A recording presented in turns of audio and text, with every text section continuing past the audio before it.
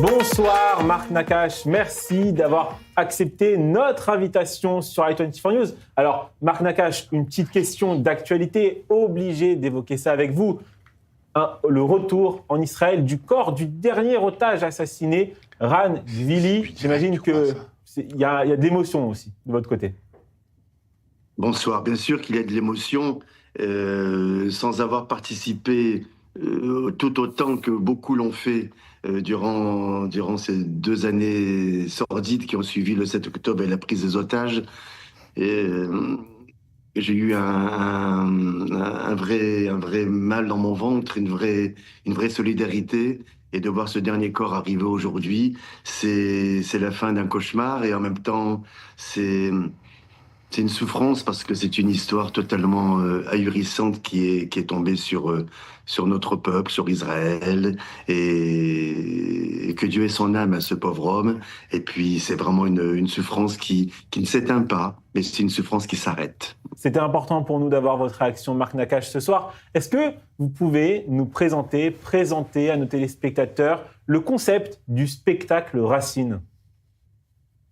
La Racine, c'est précisément ce que l'on est. Vous savez, on représente, nous, frères Nakache, et en même temps, on est un peu à l'image de beaucoup de gens qui ont une histoire. On est une niche particulière parce que nous sommes nés en Algérie, parce qu'on a grandi en France, parce qu'on a été français à la fin du 19e siècle, en 1870, parce qu'on a une culture arabo-andalouse et qu'avant tout et après tout, dans tous les sens du terme, nous sommes juifs, quelles que soient nos convictions et notre degré par rapport au bon Dieu. Mais en tous les cas, c'est une histoire. Racine, c'est ce que nous sommes. C'est ce bruit, c'est cet accent, c'est cette façon d'être, cette façon d'éduquer nos enfants, cette façon de continuer, de poursuivre notre judaïsme, tout en étant français, tout en ayant toujours ces amitiés qui sont très importantes avec nos amis musulmans et qui sont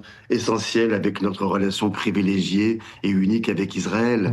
Israël, c'est notre judaïsme et notre histoire, c'est d'être des juifs français qui aimons notre histoire, qui aimons notre passé.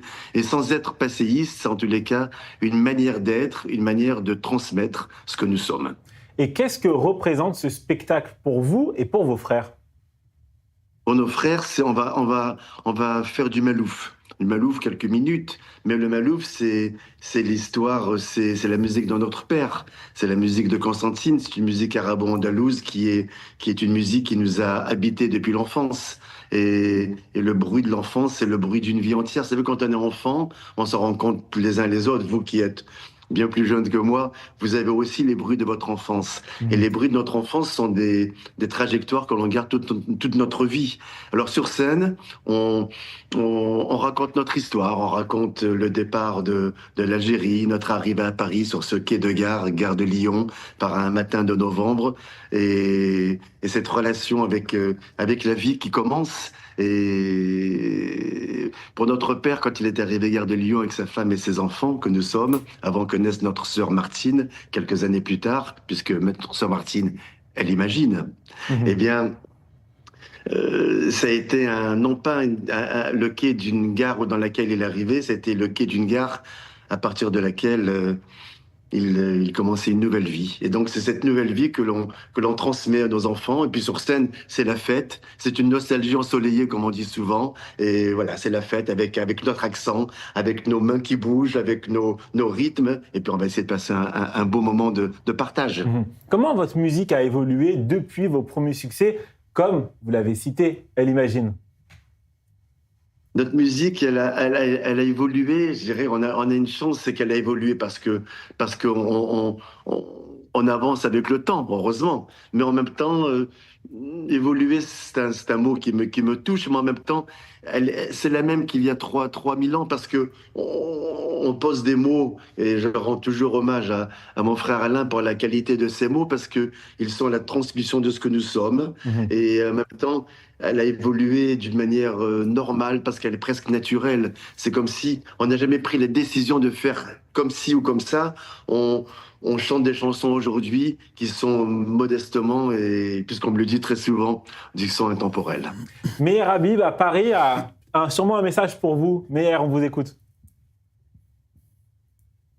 Marco est un ami. J'étais hier avec son frère Norbert à Paris. On a fait une séance de ça en France. Demain, je crois qu'il répète et je vais peut-être même aller les voir. Vraiment, j'invite tout le monde à aller. Les frères Nakache, c'est des artistes extraordinaires. Ils ont une immense modestie. Ils ont un immense talent. On aime ce qu'ils ont créé. On les voit pas assez souvent. On a envie qu'ils créent encore en permanence. Et vraiment, j'invite tous vos téléspectateurs à aller regarder leur spectacle avec ces mots. Ils nous accrochent. Ils nous ressemblent.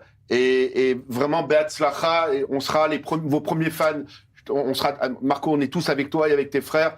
Vous faites un travail remarquable et on vous aime très fort. Myriam Palomba, pour vous, les frères Nakache, ça vous évoque, j'imagine. Elle imagine. Ah bah ouais, moi je suis restée bloquée à 1987.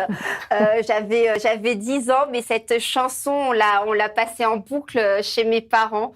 On adorait, donc c'est vrai que pour moi, c'est très nostalgique et je pense que je vais venir voir votre spectacle parce que ça évoque de merveilleux souvenirs. Alors, à Tel Aviv aussi, on me fait des signes pour pouvoir réagir. Tout le monde vous acclame, Marc. Oui, bien sûr. Et puis, je dois dire, pour la petite histoire, qu'avec ma femme, on faisait écouter à ma fille la chanson Elle Imagine. Elle a 8 ans, et donc c'est vraiment... elle aussi, elle adorait écouter cette chanson, donc bravo. Bon, je trahis David Antonelli parce que c'est votre femme qui vous a envoyé un message pour vous dire, que vous en êtes souvenu. Je vois le téléphone sur la table. C'est votre femme qui vous a rappelé ça. Ouais. Mais bon, on salue Madame Antonelli, évidemment. Merci. Myriam. Encore, on l'embrasse. Juste un tout petit mot pour dire, évidemment, comme tout le monde, moi aussi, Elle Imagine, c'est toute ma jeunesse, on va dire, pas mon enfance quand même, mais ma jeunesse. Mais c'est surtout, je suis très touchée par ce que vous venez de dire, surtout sur notre histoire, sur notre passé, sur notre héritage musical, nous qui descendons d'Afrique du Nord. Et je trouve que c'est très important parce que dans quelques générations, ça existera plus parce que moi, je suis la deuxième génération. Enfin, la première génération est née en France métropolitaine, mais bientôt, il y aura plus cet héritage.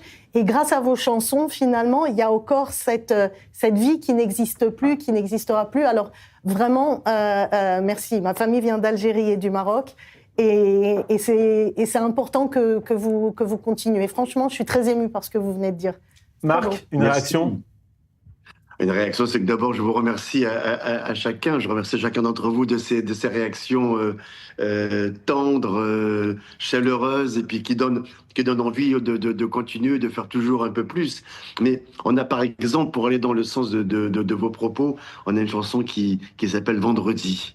Vendredi, c'est un petit peu, bon, bien sûr, c'est Chet Rayel à la française, c'est vendredi, bientôt la nuit, et puis c'est une femme qui ferme les yeux et qui voit toute notre histoire. Et vendredi, c'est le symbole de notre histoire, c'est le symbole de notre judaïsme.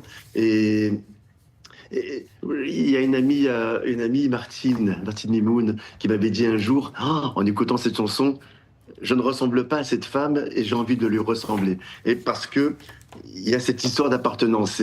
C'est notre appartenance, notre vie, c'est une niche particulière et je trouve que c'est très important. Et en étant sur scène, on ne fait pas exprès d'être ce que l'on est. On essaye d'être ce que l'on peut faire de mieux pour honorer le public, mais on est tout simplement ce que l'on est. Et je crois que cette magie que je constate, cette magie qui est bien sûr meilleure, on ne voit pas assez souvent et c'est de ma faute, pardon. Mais en tous les cas, les fois où nous sommes sur scène, c'est toujours un partage magnifique. C'est un bonheur pour nous, extraordinaire.